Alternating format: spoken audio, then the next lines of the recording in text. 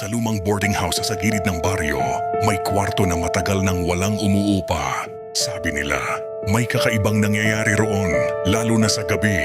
Isang binata ang naglakas loob na tumira roon. Dala ang ilang gamit at isang pakete ng kondom. Unang gabi, tahimik. Pero pagsapit ng hating gabi, may narinig siyang mahinang bulong mula sa ilalim ng kama. Nang silipin niya, wala naman.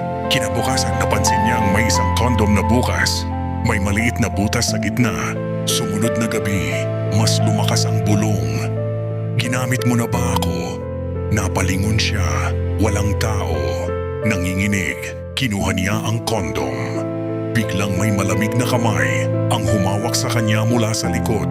Sa salamin, may babaeng nakangiti, maputla, may dugo sa labi.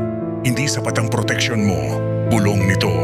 Biglang nagdilim ang ilaw. Kinabukasan wala na ang binata. Tanging ang kondom na may butas ang naiwan. At may bagong dugo sa loob.